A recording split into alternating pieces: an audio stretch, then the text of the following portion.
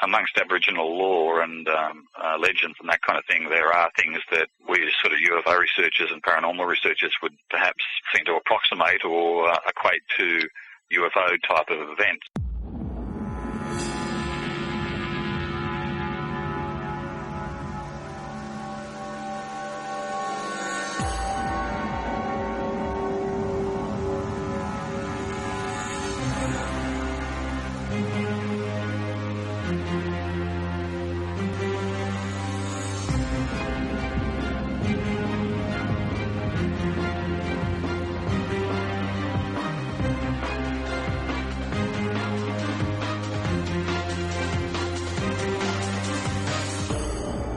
And now, ladies and gentlemen, Banal of America Audio, with your host, Tim Banal. Hello out there, my friends. This is Tim Banal of banalofamerica.com with another edition of BOA Audio Season 3. It is May 18th, 2008, and we have got a real barn burner of an episode for you.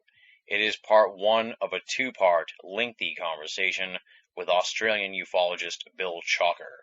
That's right, my friends, we are returning to Down Under as we once again explore the international UFO scene. In this first installment, we're going to be discussing the history of the UFO phenomenon in Australia, ranging from Aboriginal times to pre-1947 cases, and noteworthy sightings from the UFO boom of the 1950s.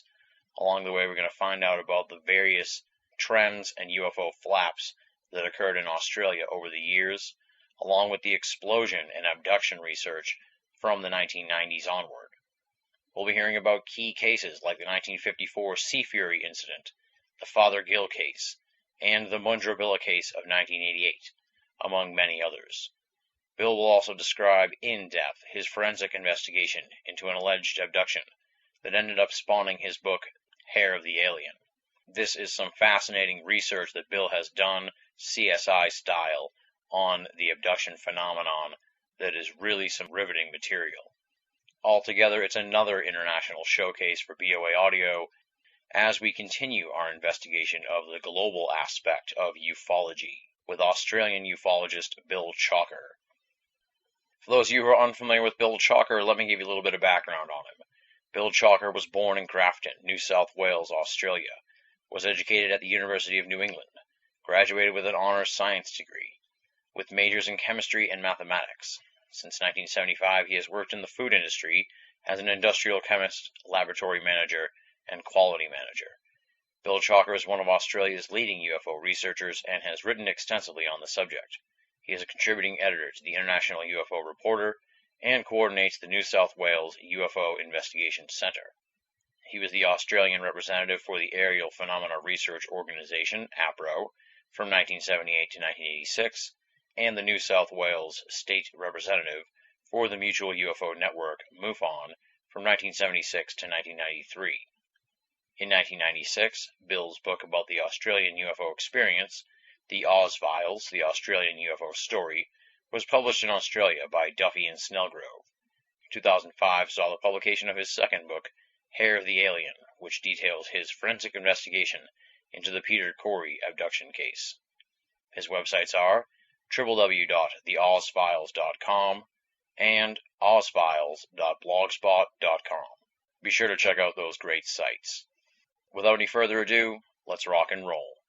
This interview was recorded on April 21st, 2008, part 1 of Bill Chalker talking about Australian ufology on BOA Audio Season 3. Ladies and gentlemen, welcome to a very special edition of Banal of America Audio.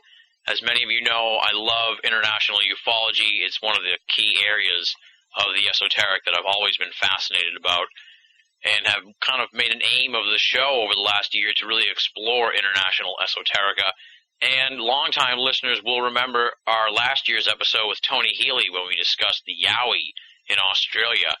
I have a very keen interest and fascination with Australia in and of itself. I really love Australia. It's one of the places I would love to go see and visit and check out. So when I connected over the spring here with Bill Chalker, noted Australian ufologist, I knew it was time to return to Down Under and explore more esoterica from Australia, namely the UFO phenomenon and the UFO scene in Australia, and I think we got the perfect guest here to discuss all that. Bill Chalker coming to us direct from Sydney, Australia, 14-hour time difference. Thank you so much for taking the time to speak with us on All of America Audio. My pleasure, Tim. Excellent. Well, let's start out with the bio, the background. Who is Bill Chalker, and how did you become interested in the UFO phenomenon? Well, I guess my interest sort of really started as a young teenager in the mid-'60s. I was born in Grafton, which is a large sort of town in northern New South Wales, one of certainly the most populated state in Australia, which is on the east coast of Australia in terms of geography. And it was during the mid-'60s, 1966 in particular, that a lot of locals, including police officers, etc., were reporting sightings, and these got kind of national prominence. And as a kid, that kind of tweaked my interest. It seemed like I was one of the few people in town that wasn't seeing UFOs, etc., but it certainly struck my interest, and particularly when you had people like police officers being amongst the witnesses, and it certainly got a lot of media attention at the time. And having kind of a sort of a scientific bent, I was kind of interested in it from a mystery point of view, and I'd read the works of Charles Fort and a lot of the early UFO researchers out of America and the UK and that kind of thing. So it started to really drive my interest, and that interest sort of translated by the late 60s into kind of direct investigation, and certainly by the early 70s I was actively doing a lot of field work and investigations, interviewing with witnesses, that kind of thing. Nice. I kind of said to you here before we started the interview, there's sort of various big picture tent poles, I guess you could say, that'll prop up this interview. To start it out, let's talk about the UFO phenomenon in Australia, the history, I guess you could say, of the UFO phenomenon in Australia. Not so much the people looking into it, but the actual phenomenon. Well, one of the particular things that I've always been interested in is sort of, as you indicated, how long has this phenomenon been going on for? Is it purely something that happened since 1947? And so I took a long kind of particular interest in pre-1947 cases, and I was quickly able to establish that there was a lot of sightings that went back that certainly resembled the kind of thing that was being reported since 1947 right around the world. And sort of two standout cases that were particularly interesting as far as I was concerned was a case that was recorded as occurring as early as 1868, and that involved a Parramatta surveyor, and he was also twice alderman of Parramatta Council, which was, I guess, the first city that was planned in Australia with the white settlement that took place from 1788. And from that point of view, Parramatta was the first provincial city that appeared in Australia. And so in having a report from a local identity in 1868 was kind of interesting, and this was not your straight up and down sort of sighting of a light in the sky or anything. This was kind of virtually a full-blown sort of contact abduction type case where he was taken on board what he described as a flying ark, which apparently landed in Parramatta Park, and so it was a very interesting kind of case. And I became aware of that in 1975 through a document that purported to be a copy of this original memorandum book that the Parramatta surveyor, Frederick William Birmingham, had written. And so it was part of a fairly intensive investigation to establish that story's credibility as to whether it was an original, authentic historical account or whether it was a much more recent historical hoax. And I was able to establish with a fairly high degree of certainty that this was a real case that apparently had occurred back in 1868. And there was also a daylight sighting that the engineer, Frederick Birmingham, he was a surveyor and engineer, had made as well. And so that gave certainly a rich foundation for, I guess, the historical nature of the UFO experience in Australia. And the other account that really interested me as well was one that occurred in 1927. That's fully 20 years before the modern flying saucer era. And this was certainly very striking. It involved a family, share farming type people that ran a kind of a dairy herd and had pigs and that kind of thing on the property. And it became like almost an early version of the Mothman prophecies being played out in the far north of New South Wales at a locality called Ferndale, and they described seeing lights, disturbances amongst the cattle, got into a pretty bizarre situation, involved the death of cattle and mutilation of pigs, UFO landing, physical trace event associated with it, strange people appearing on the property, and also strange creatures and that kind of thing. So it was a pretty interesting kind of case that occurred, and I got that story directly from one of the participants who was a 10-year-old boy at the time. Wow, that's some wild stuff. It was an intriguing case because it really, to me, it was very similar in nature to the saga that John Keel and others documented in West Virginia in the mid-60s, and this was a situation that occurred way back in 1927, and it even involved what appeared to be sort of large bird-like creatures, etc., that were being linked by the locals to the mutilation and death of cattle and livestock. Yeah, that's an amazing story. That's some wild stuff. Is that in the Oz Files? I do mention that just kind of briefly. It's been written up some while back in Fate magazine and also in 14 Times, the UK publication. Nice. I'm going to have to look into that. Now, you've established here some of these cases in the 1800s and the 1900s. Now, what about the way back history of the Aborigines and the pre-European settlers and stuff like that? I presume there were UFO sightings going on back then as well.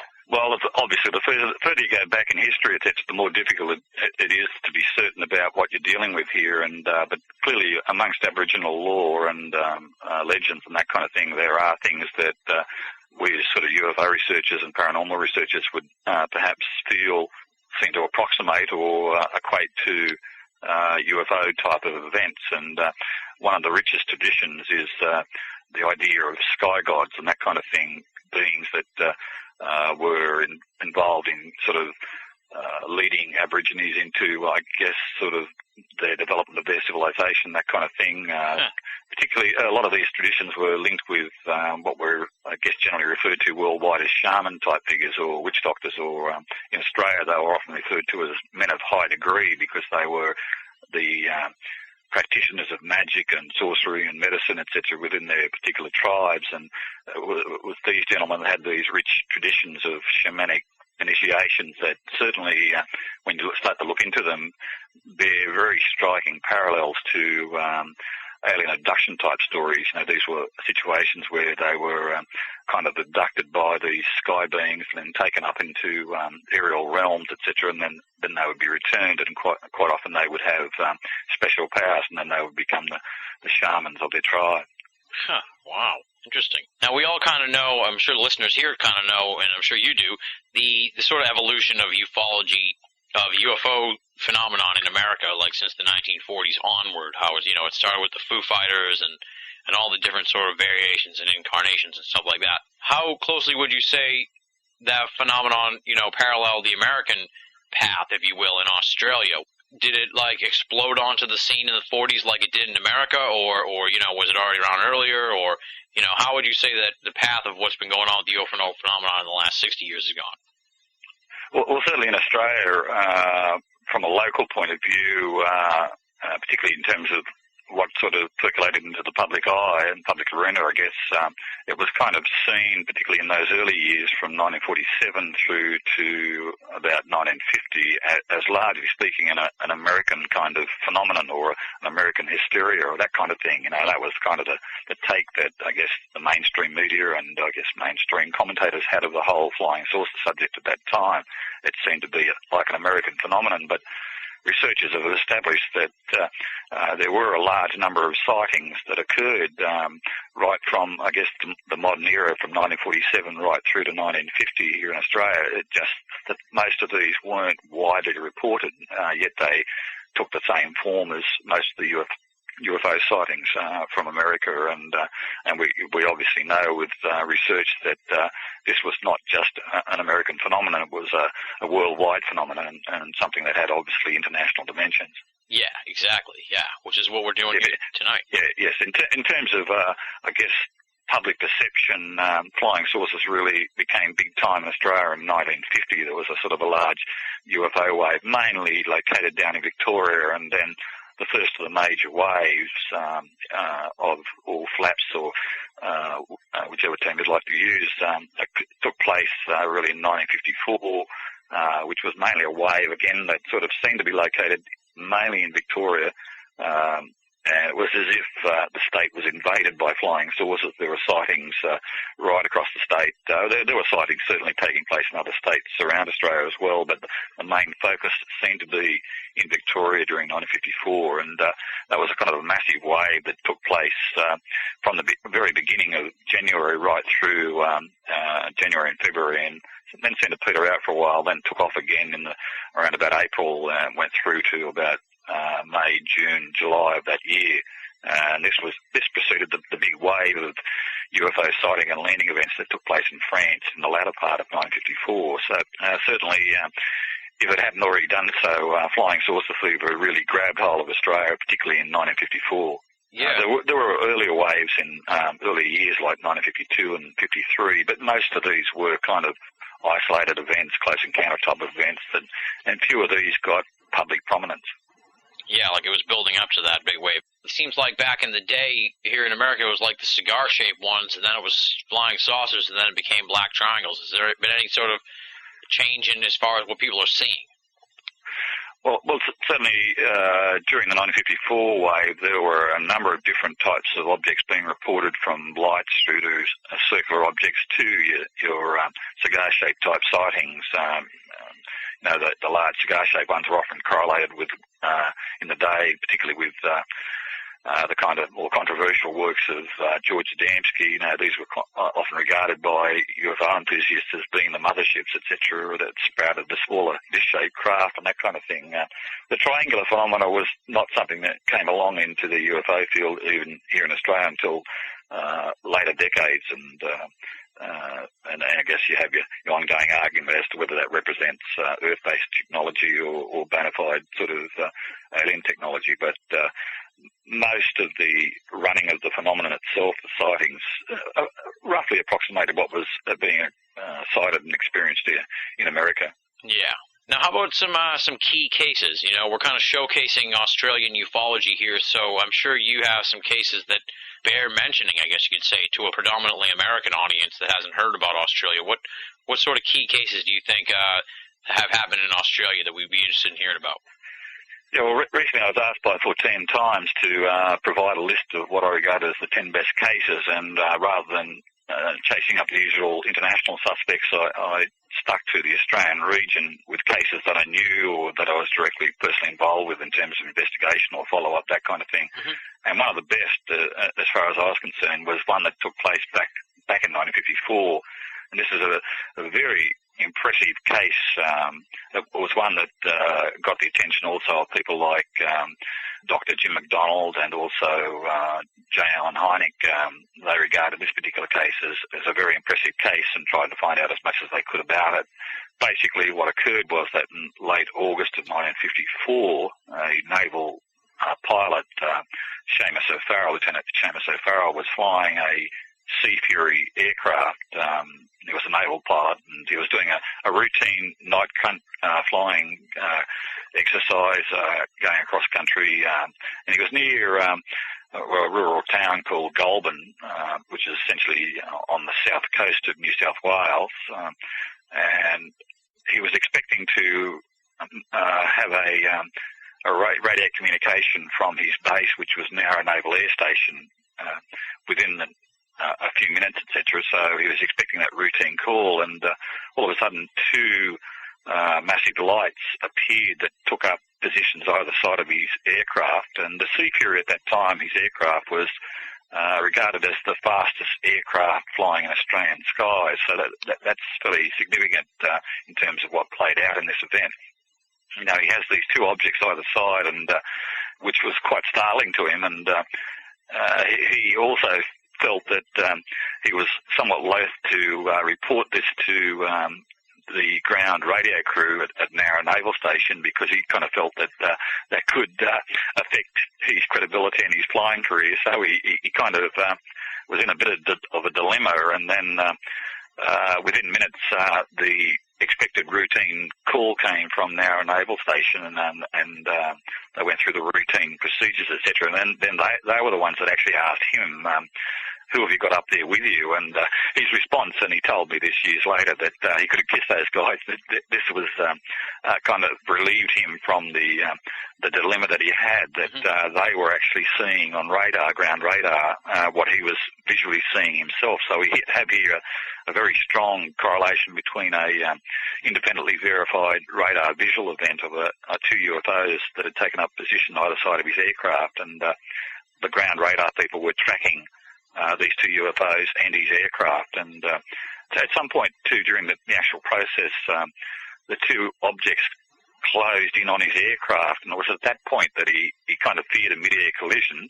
As soon as he thought that, the objects seemed to move further out and rejoin their original position either side of the aircraft. So he kind of felt that there was some kind of interplay going on there, but the sighting lasted for several minutes, and then one of the objects crossed directly in front of his aircraft, joined up with the other one, and both of them flew off at high speed. Now, he was very emphatic that here he is flying what was regarded as the fastest aircraft flying in Australian skies at that time, but these two objects left his aircraft as if he was standing still, which was pretty shocking for him as a pilot flying in Australian skies at that time. Now, when he returned to base, he was immediately checked out medically, and then he was debriefed and then interviewed, and the case became a kind of a major case in terms of military investigations, and particularly from the intelligence organisations at the time.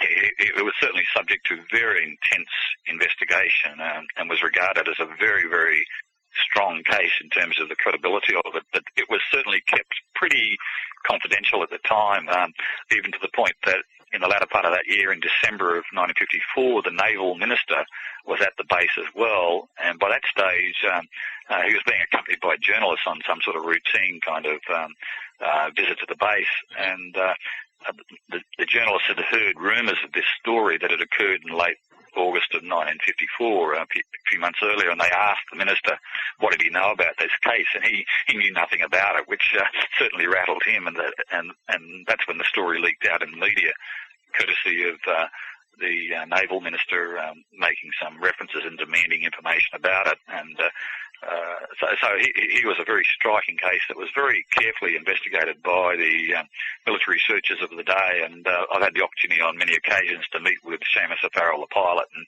he's an extremely credible witness, and it's one of the best cases of that nature to have occurred in Australia. And in fact, Dr. Hynek regarded as one of the best cases of that kind worldwide.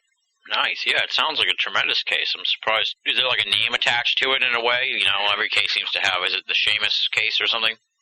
It's regarded, often referred to as the Sea Fury case, and I've written it up on my website and in the Oz Files and on various kind of sites as the Sea Fury case. All right, nice, yeah, so if people want to check out more about the Sea Fury case, they could.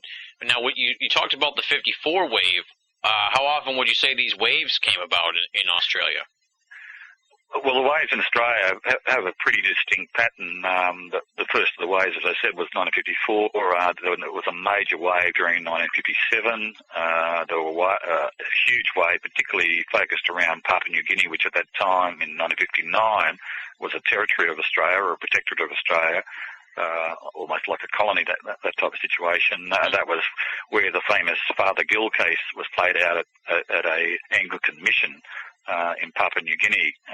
This is the Father Gill case, where over 2 consecutive nights he and members of the mission and native tribe people observed a very large aerial object with figures above it, and that there was sort of kind of communication, and these objects came close, or the object came closer, and it was often regarded as one of the best cases of entities being seen with a UFO in terms of recorded history of the subject. And Father Gill, who I've also met on many occasions and interviewed, and tried to get to the bottom of the case as much as I could over the decades, he always struck me as an extremely credible witness, and sadly he died last year, but he was well regarded by people like Alan Hynek and Jacques Vallée and MacDonald as a very, very credible witness, and the case has been highly regarded worldwide. So that's 1959.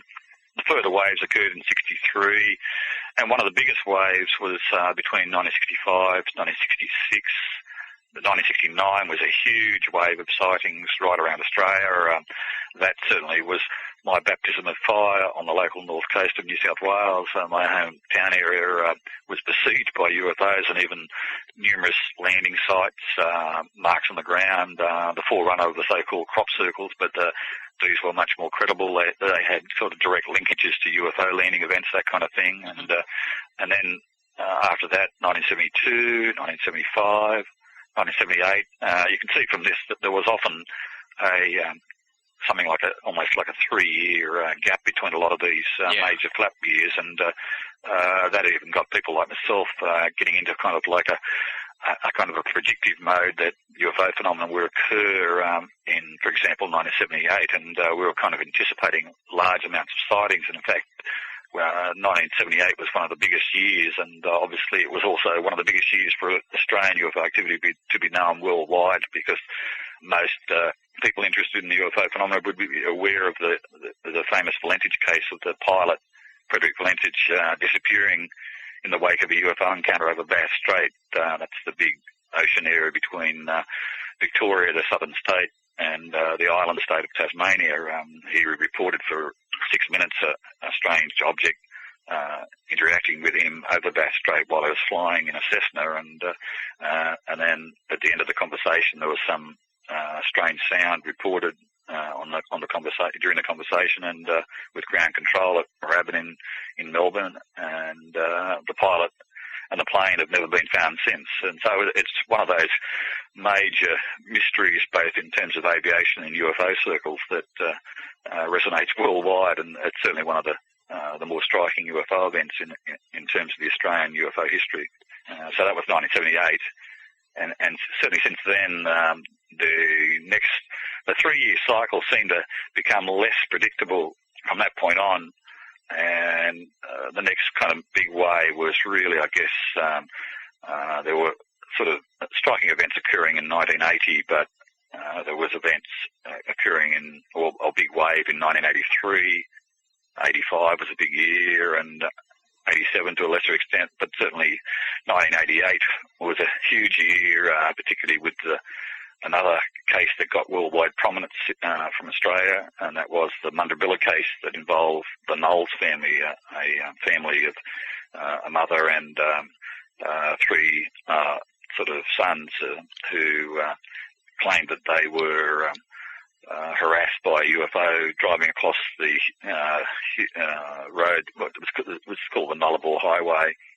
This huge, long road. It's one of the longest and straightest roads in the world. It runs from outside of Perth in Western Australia right across to Adelaide in South Australia, and it was during that long drive across the Nullarbor Plain that the Knowles family had this encounter with an egg-shaped object that they claimed lifted the car off the road, and it was a very frightening experience, and one that was subjected to a lot of investigation and certainly very intense media attention as well. It was one of those cases. It was one of the first that got subject to, I guess, a form of checkbook journalism. The people were kind of tied up by the media and that kind of stuff, and it often led to difficulties in terms of humble UFO researchers doing an investigation. But it was certainly a very striking case, and it also had the Knowles family being kind of treated like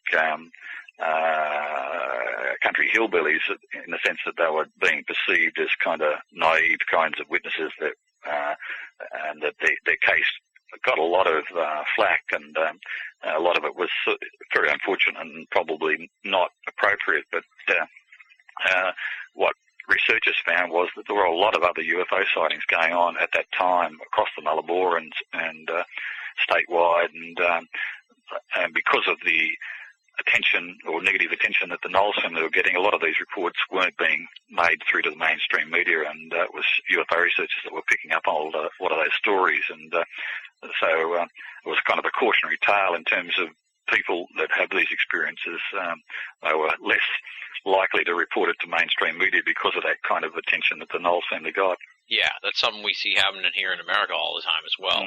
The 3-year cycle got less predictable. From 88, there were kind of, the 90s were kind of less obvious in terms of waves and that kind of thing. And it was certainly during the late 80s and 90s that the abduction phenomenon, like the United States, became almost centre stage. We had huge numbers of sightings.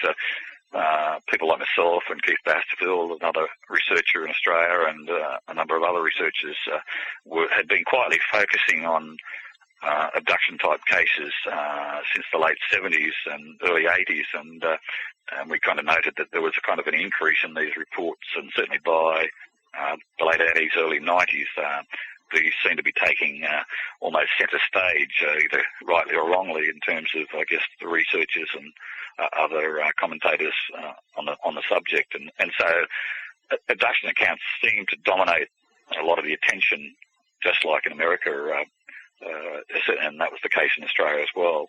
Interesting. And it certainly started to dominate my attention as well in terms of research, attempting to try and see whether there was a physical basis to these UFO accounts, particularly the alien abduction stories. And so there are a fair share of abductions in Australia as well. Yeah, well, probably the two most prominent in terms of, I guess, research details was the case that's probably fairly well known to American researchers, and that's the Kelly Cahill case that occurred in the early 90s down in Victoria at a place called Narre Warren. And that was a pretty striking case because, like a lot of researchers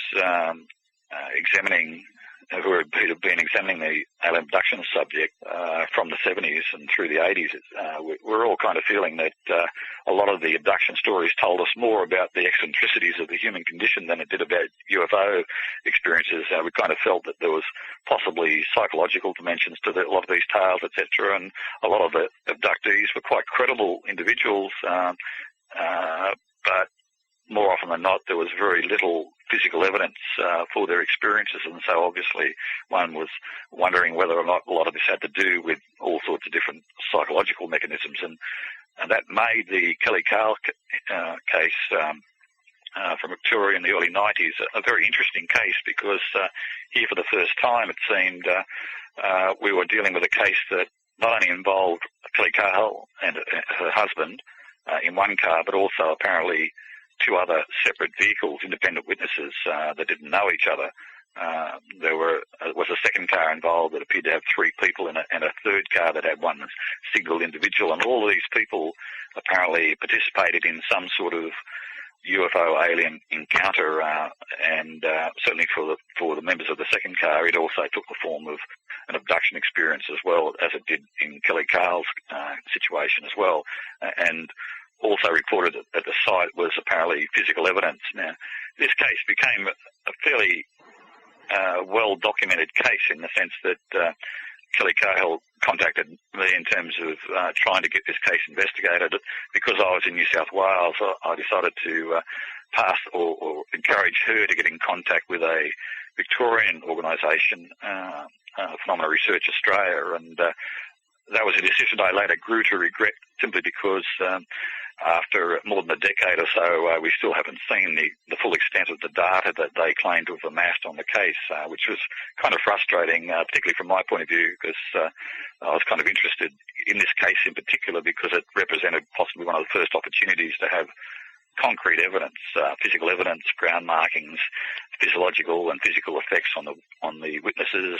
It had a lot of apparent physical dimensions to it, and plus that element of it being independently witnessed by a number of different people, all which could have provided pretty powerful evidence for the objective reality of an alien abduction encounter.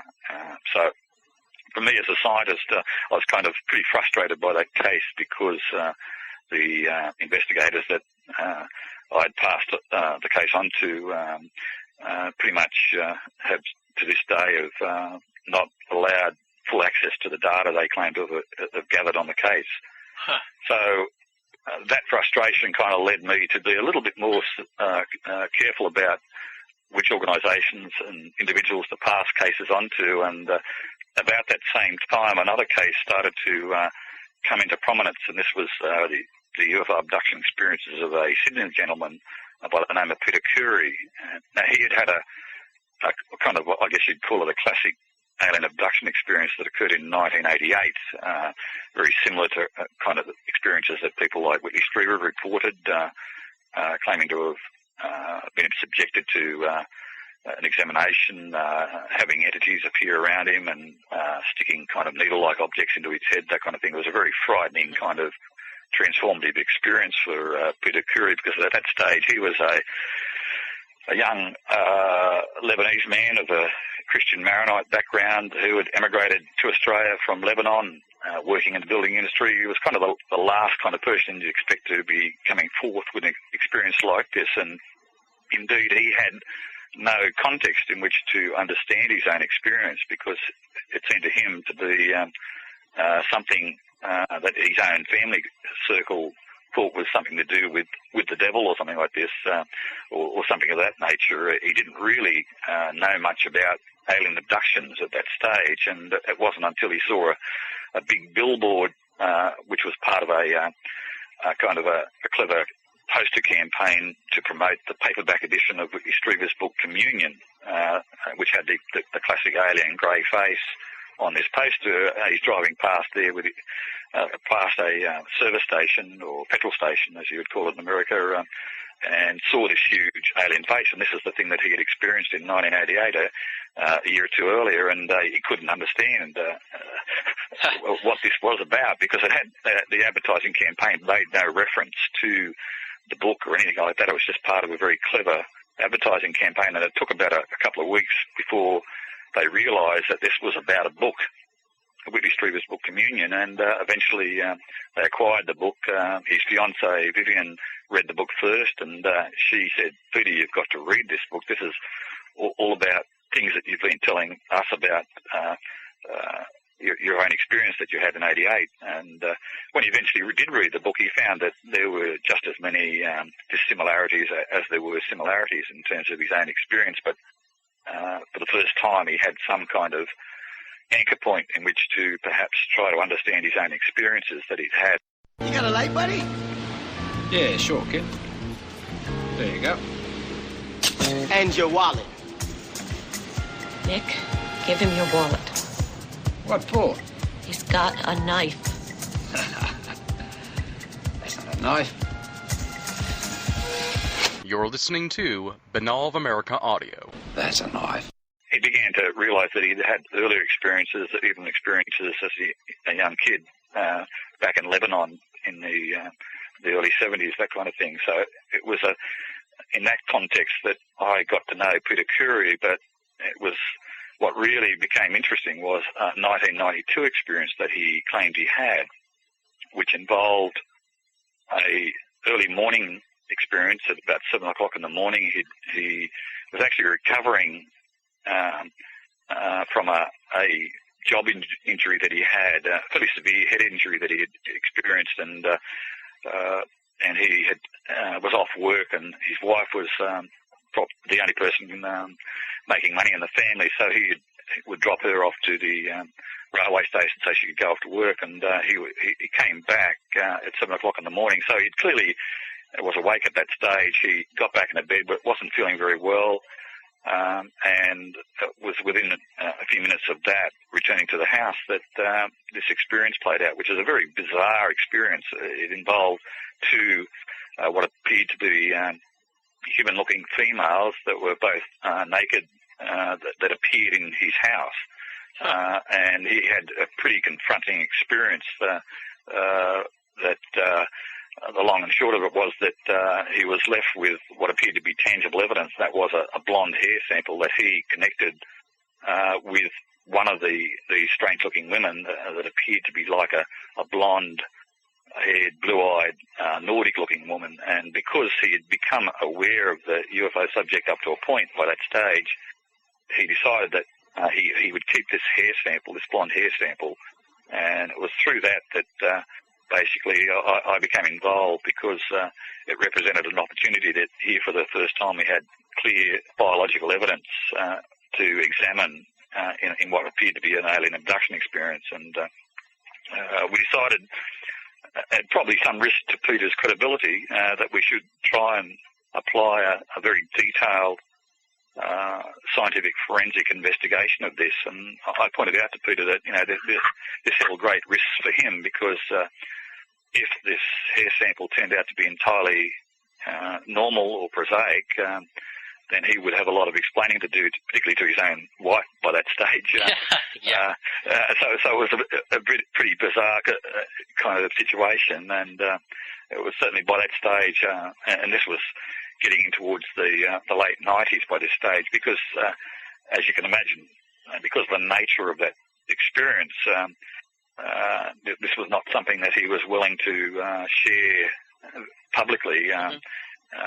Certainly by the mid-90s, Peter had become something of a crusader amongst people that had these sort of abduction experiences, because he had decided, because he had so much difficulty trying to get people like doctors and others to help him out to try and understand his own earlier experience, particularly the 1988 experience, he started to become a bit of a crusader in this area and set up a kind of a support group for people like himself, so that it became easier to try and deal with these experiences. And so he set up a pretty impressive kind of UFO support group, the UFO abductee support group type of thing. It's very similar, I guess, in nature to the kind of support groups that emerged in the United States under people like Bud Hopkins and others to help support people that feel that they've had these sort of experiences. And I got to know a lot of the people involved with this sort of support group, and I was pretty impressed with what Peter had done in terms of setting this up.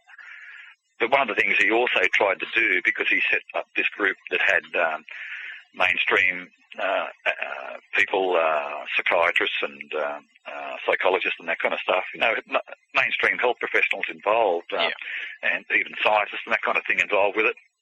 He decided, he would make them aware of this 1992 experience that involved this hair sample. And he found that even then, most of the professionals didn't really cope very well with this experience. They kind of said to Peter, I think it's better you stay with what was regarded as, I guess, consistent kind of alien abduction experience. A normal one. Within the norm. And yet, when I learned of this experience a few years later, I realised that here was a chance to kind of verify the reality of these alien abduction experiences. Why not have a look at this hair sample and scrutinise it from a DNA forensic point of view and see if Peter's story stands up?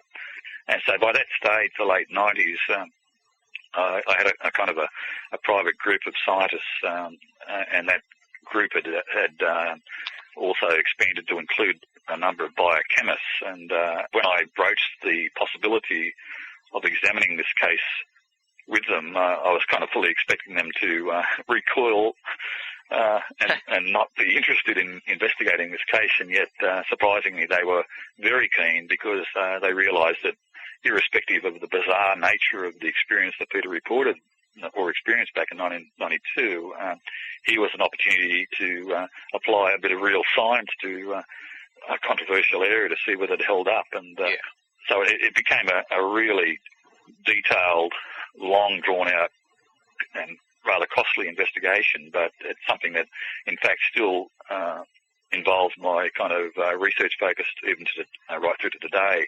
So it became one of the more rewarding and more complex and more, I guess, revealing kind of investigations. Yeah, and I presume I'm going to take a leap of logic here and presume that's where the hair of the alien came from, the book, right?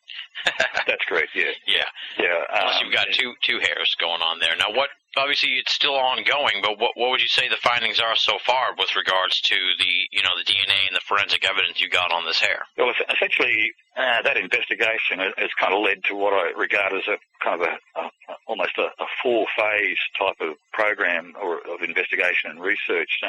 What was regarded as phase one was what I eventually wrote up and reported in the International UFO Reporter, the publication that is put out by the Center for UFO Studies out of Chicago. Back in 1999, they published an article of mine called Strange Evidence, which focused on the first investigation that we did from a DNA point of view. What we did was that we examined the hair sample, or particularly we focused on the shaft of the hair sample.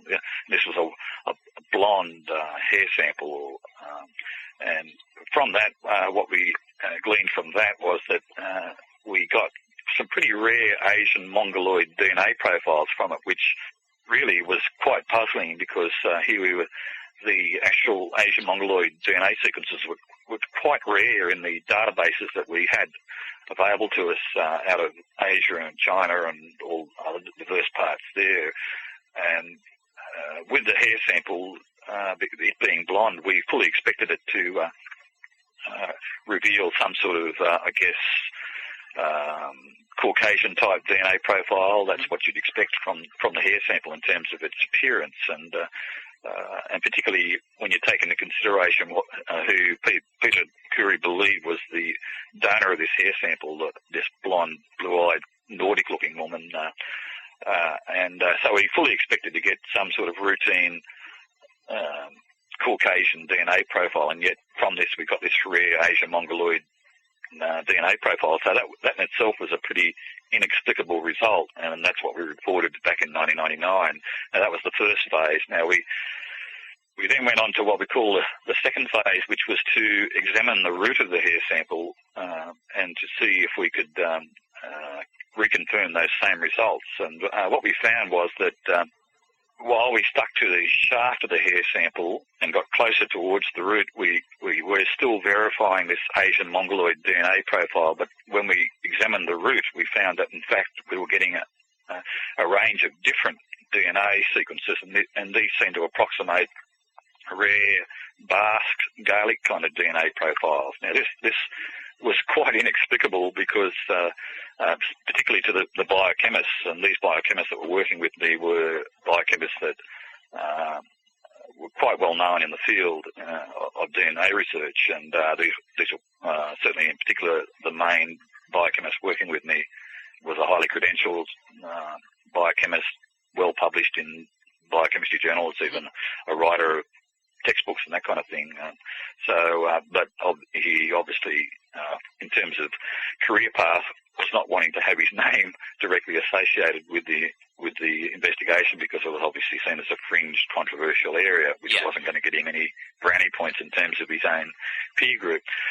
But having this kind of distinct difference between the DNA profile in the root and the DNA profile in the shaft was just a kind of a very striking result, a very bizarre result, and it kind of seemed to go some way to, support the idea that a lot of researchers in this area argue that this is all part of the alien abduction experience. It's all part of some sort of genetic experimentation program to produce some sort of alien-human hybrid. And here in this hair sample, we have what appears to be evidence of a hybrid DNA result. And if you take human hair and indeed any part of the skin, blood, that kind of stuff, you should be getting a consistent DNA profile.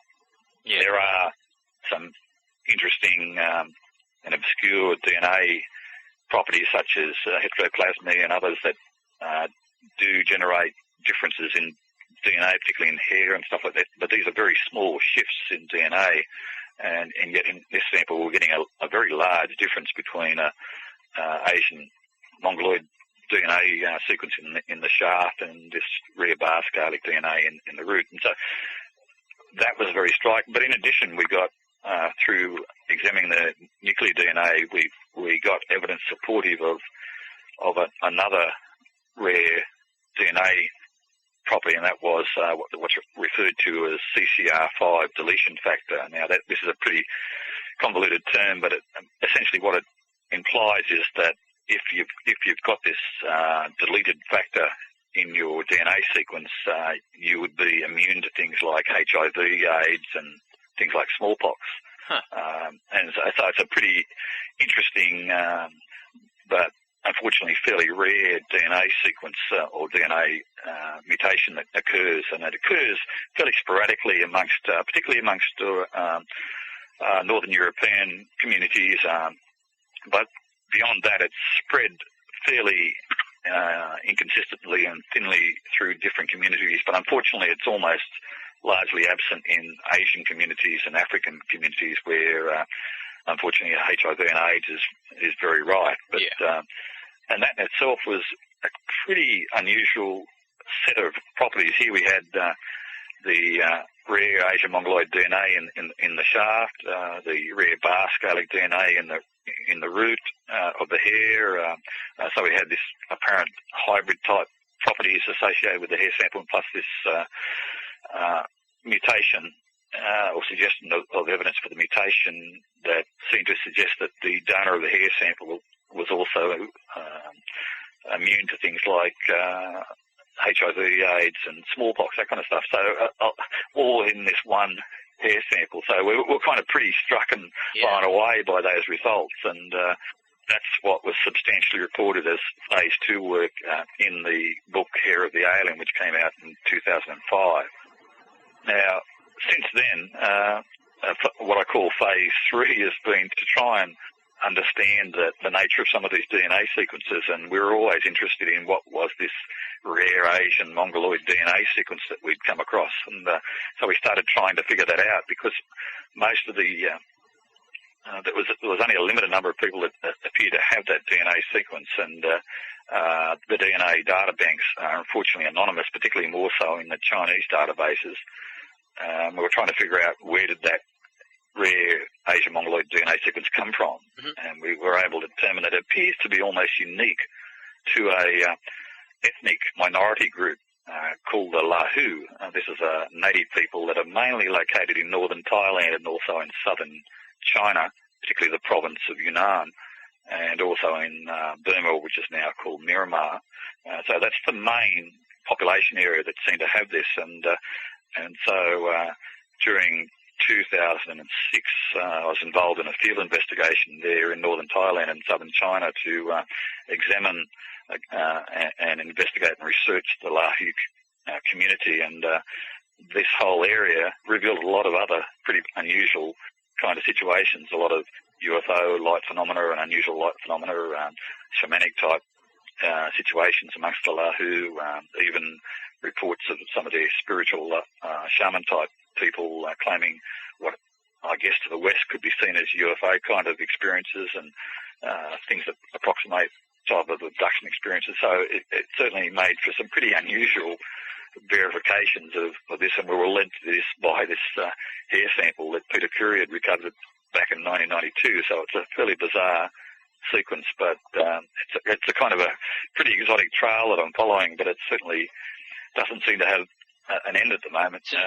That's an interesting saga. And just to satisfy my obsessive compulsive disorder, what's the fourth stage? You said you had 4 stages, so what will be the fourth one when you're finished this third? Well, given one of the things that we were conscious of in terms of the biochemist and myself working together on this was that in amongst the biochemistry community, there's a lot of interesting things that are discussed, etc., within private DNA biochemistry circles, etc., but a lot of unusual kinds of DNA properties and sequences and speculations that go on that generally don't see the light of day in terms of mainstream publication and research, simply because there's not enough compelling evidence, and some of it's pretty weird and out there, and these biochemists have been making me aware of a lot of this kind of data and some unusual correlations and that kind of thing. And so the phase 4 work is essentially trying to focus on what I regard as kind of the alien DNA paradigm, the idea that while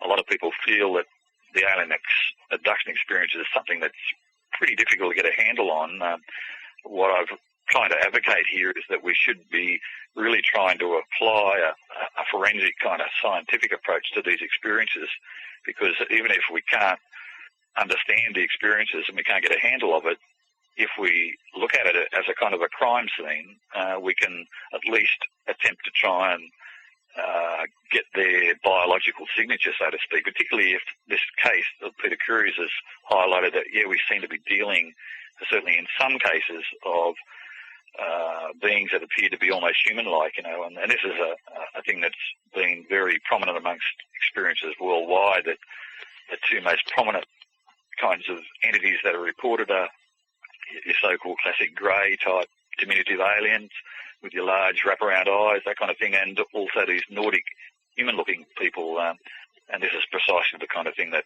Peter Curries' experiences have been highlighting. So this phase 4 investigation is really focusing on this DNA signature, this whole paradigm of looking at whether or not various remote cultures like the Lahu and others have this signature. And because when you start to look at a lot of these primitive cultures worldwide, you find that they're incredibly rich in stories of what appear to be like alien abduction, alien contact type experiences right through a lot of the cultures. And one of the more striking ones is the Bep Karate story out of Brazil that involves one of the tribes there in the Brazilian jungles that have this tradition of a sky being coming to Earth and imparting to them the rudiments of civilization and that kind of stuff. And they have this annual ceremony of one of the tribespeople dressing up in this straw-like costume that looks for all like a spaceman costume, etc. And they do this every year in their ritual ceremonies, etc. And when asked what was the basis of this, they talk about the appearance of a being that arrived from some sort of skycraft, coming amongst the local tribal people and having what they called a cope, or a sort of a stick-like device that when the various aggressive natives tried to approach this gentleman to try and subdue him, he would shine this thing at them and they would be subdued and literally paralysed. So it was a pretty bizarre story, but this is not unique.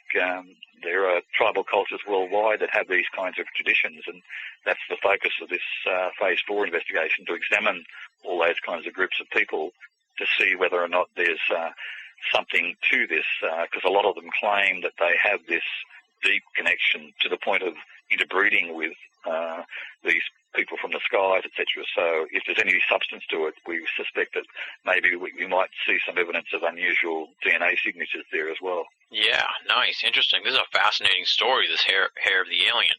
Now, has it been vetted by, independent scientists down there? Have they backed up your group's investigation into the DNA?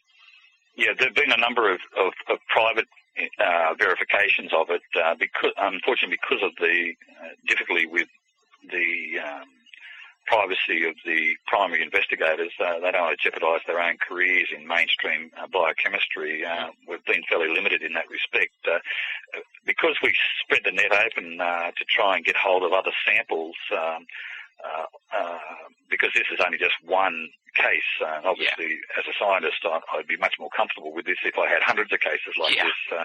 I've tried to encourage a lot of the seasoned researchers in this field to make available anything that they had that they felt fell within this kind of biochemical or sort of biological kind of sample area. And we've investigated a number of these cases already, and some of them are somewhat well known, I guess, to a certain extent.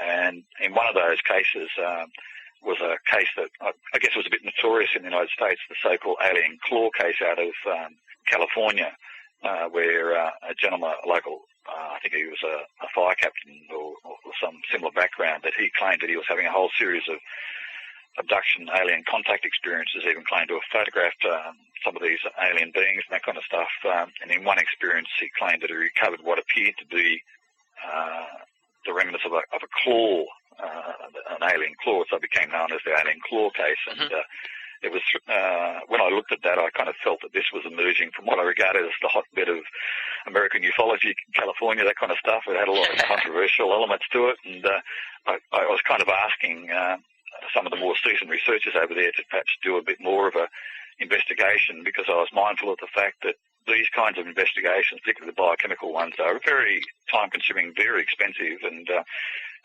can be quite sort of daunting to undertake, etc. So rather than get involved with it and then find that it didn't have much going for it, I was kind of seeking some independent verification. And that's how we got to know Dr. Cole Kellner, who was part of the NIDS organisation. That's the National Institute for Discovery Science. It's an organisation that was put together by Robert Bigelow. Now, Cole Kellner, fortunately, had a very good, strong background in biochemistry, and that allowed a bit of private consultation between the biochemists working with me and Cole Kellner himself, and he was able to, he was very impressed with the work that was done by the biochemists here on the Peter Curie case, and therefore he was kind of willing to undertake a little bit of an investigation into the alien claw case, and ultimately he got to a stage where he felt, well, there may well be something worthwhile here, and decided to encourage the NIDS organisation to support DNA work that we undertook here. And so eventually, to cut a long story short, with I guess the support of people like Dr. Roger Lear, who was involved with the case, and Cole Kellner, we were able to get samples of the alien claw sample sent to us here in Australia, and we undertook an investigation of that. And it became a very detailed and complex investigation because we were concerned about the provenance of the sample and also how credible this sample was, and it became ultimately a bit of a cautionary tale, because initially the initial round of DNA investigation we undertook with the sample highlighted that we seemed to be getting some pretty bizarre results, but obviously we wanted to replicate them as we did in the Peter Curie case. Yeah. And when we tried to replicate the testing again, which is standard procedure in this kind of DNA work, we weren't getting the same sets of results. And we thought something's going on here that we hadn't fully accounted for, and that's why we then tried to get further investigation done into the provenance of the sample and to more closely examine the sample. And when we started to do that, we found that what we were dealing with here, when we started to do some fairly detailed investigation here, we found that maybe we weren't dealing with a claw, as suggested by the original researchers, but something a little bit more prosaic. And eventually, once we realised this, we had to develop brand new DNA primer techniques to do all this work. So that in itself was a bit of a breakthrough. But ultimately, when we did that and made allowances for this, we got very consistent results, and those consistent results confirmed that what we're dealing here wasn't an alien claw, but in fact a prosaic earth-based snail or a mollusk. Oh man! And we were getting very consistent results with that, and we felt that that was further endorsement of the power of the whole DNA technique. That if you apply sufficient controls to the process and establish the credibility of the sample in the first place, then DNA forensic techniques apply a very powerful tool to trying to come to some sort of understanding of what's going on here. And so in this case, while it doesn't necessarily invalidate the whole case out of California, it does kind of provide a pretty prosaic, mundane explanation for this sample that the witness thought was involved with his experience. So it was a pretty good investigation from a researcher scientific point of view, even though it was a fairly exhausting investigation. So it was essentially a cautionary tale in terms of investigations, and these are very complex investigations, and yet it provided a good, positive, solid result. So that didn't faze the researchers in the sense that we obviously just wanted to get an answer one way or another. So the Curie case was still the only one that we felt had a very strong result associated with it. We got involved with the famous Betty and Barney Hill case as well. In that case, this is the classic case out of 1961 that's become quite famous in terms of alien abductions research and the history of the subject. In that case, Betty Hill had her dress that she wore during that experience had an unusual stain on it, and it was always something that interested people, but was never investigated in any depth. And that dress remained in Betty's closet for decades, and then eventually it came to the attention of Belanger, who is a chemist like myself, and she was interested in trying to do some physical chemistry work on this, and ultimately the work that she did on it seemed to imply that this stain had possibly evidence of amyloids attached to it, and because of that, she felt it might have been a possible good candidate for DNA work. And because of the good work that she did, we felt that, yes, this would be an extremely worthwhile thing to do. And ultimately, we eventually got samples of the dress and started doing DNA work on it. But what we found here, none of it was evidence of anything alien. What we found was that the unusual pink stain appeared to be related to spider's blood. And there was also evidence of DNA that was Ethiopian in nature, which we felt correlated to Barney Hill, her husband, who was a African American person in terms of nationality. Yeah. So that in itself highlighted once again the power of the DNA technique to come up with some sort of, grounding of the result or the situation. Here we had this dress that may have been good evidence. It would have been fantastic to have applied this technique back in the early 60s, but unfortunately the DNA techniques were just not available then, of course. Yeah. As for spider's blood on Betty's dress, we're not sure about that, but it appeared that the technique was powerful enough to suggest that the spider's blood was local spider's blood to the New Hampshire area. So we even had that ability to come that far with it. So wow. We felt that maybe somehow she'd sat on a spider or had come into contact, and the spider had been killed, and the blood had appeared on the dress that way, and so that might have been part of the answer for this stain that appeared on Betty Hill's dress. So, there you go. So that was another case. So we've looked at a couple of other cases, but none of them have revealed results as good as and as strong as the Peter Curry case.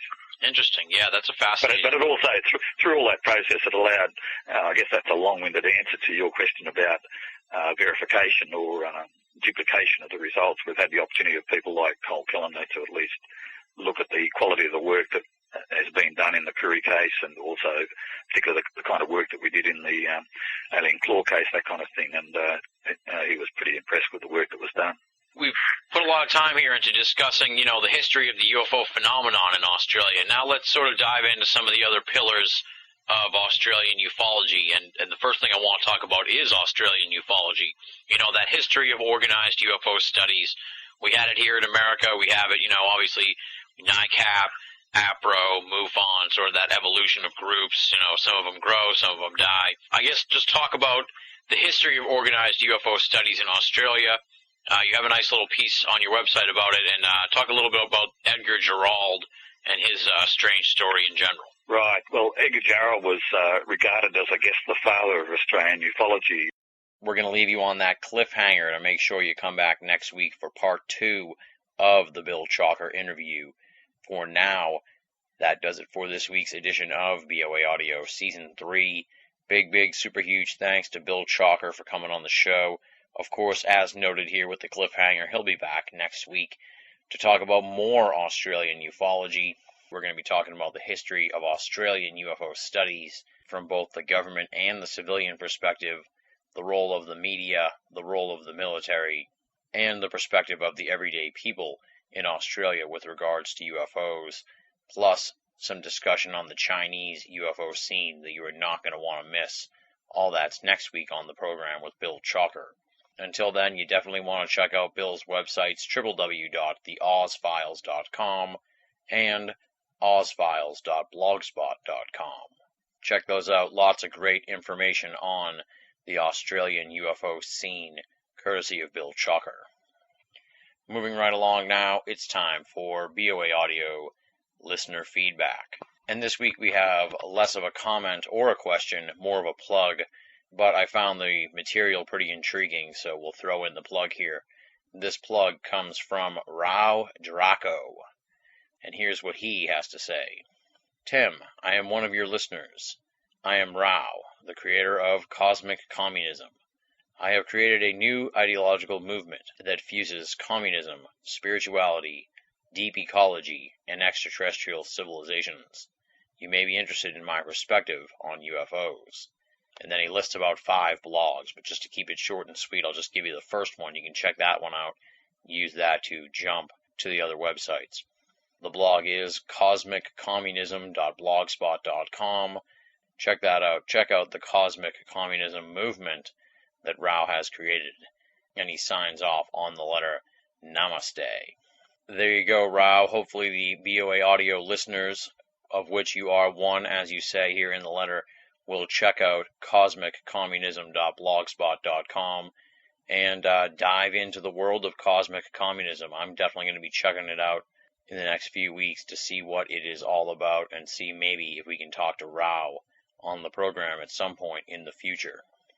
If you would like to be a part of BOA Audio listener feedback, you got a question, a comment, maybe a plug like Rao here, any of that stuff, it's cool with me. We'll put it on here at the end of the program. Here's how you go about contacting me. You can either write to boaaudio@hotmail.com or go to benallofamerica.com and click the contact button at the bottom of the menu on the left-hand side of the screen. Or you can join up at the official BOA forum, theusofe.com, theusofe.com. Check it out. It's free to register. It's free to become a member.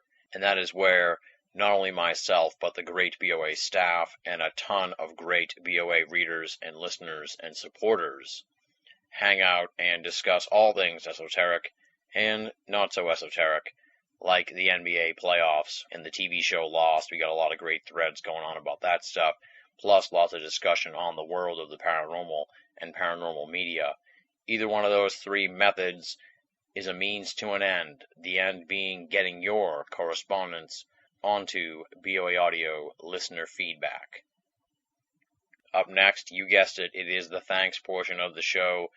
Allow me to give a heartfelt and sincere thanks to the fantastic BOA staff: Leslie, Chiron, R. Lee, Joe V, Tina Senna, Rochelle Hawks, and Richard Thomas of Wales.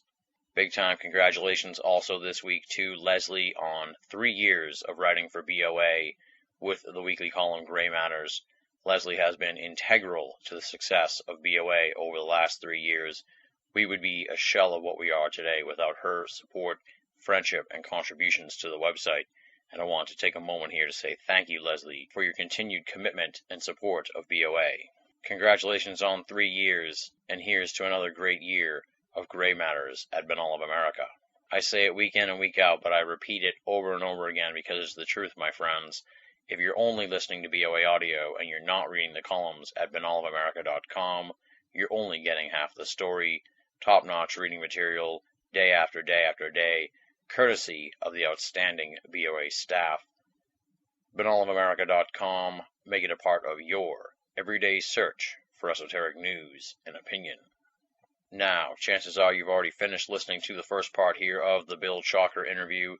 I must point out, of course, that you've just heard an hour-long phone call to Australia. You're going to hear the other hour and a half next week on the program. That's a 2.5-hour call to Sydney, Australia. My friends, that costs a pretty decent chunk of change. It's also, I believe, our 5th international call of the season so far. We had Nick Pope in the UK, Christo Lowe in South Africa, Gildas Bordes in Paris, France, and Dr. Bob Curran in Ireland. That is a plethora of international phone calls, and as you can expect, that's a plethora of international phone call bills that come my way. Those bills are paid for by yours truly with the help of supportive BOA listeners who make donations. How can you make a donation? That's simple. You go to benallofamerica.com, click the PayPal button. That'll take you to PayPal and facilitate your donation. No donation is too small, and all donations go towards keeping Benall of America and Benall of America Audio up and running and freely available for all of our great listeners and readers the world over. It's no big secret, next week on the program we're going back to the island of Australia, my friends, of course, with Bill Chalker Part 2. It is the second installment of our ultra-long-distance conversation with the Australian ufologist Bill Chalker, as we cover the history of Australian UFO studies from both a civilian and government perspective. We'll hear about the fascinating story of Edgar Gerald, and also Bill's examination of the official Australian UFO files. We'll discuss the media's coverage of the UFO phenomenon in Australia and how the general public feels about unidentified flying objects in the land down under. On top of all that, we'll talk about the world of Chinese ufology, an area that Bill has been investigating over the last few years, and get a glimpse into this mysterious world of UFO research. All that and, of course, tons and tons more, standing alongside our examinations of South Africa and France. It's another eye-opening look at the world of UFO studies across the globe. That's next week, part 2 of Bill Chalker talking about Australian ufology on BOA Audio Season 3. And on that note, we close it out here for the week. Thank you so much for listening, folks. Thank you for your support of BOA Audio. It is greatly appreciated. Until next week, this is Tim Banal, signing off.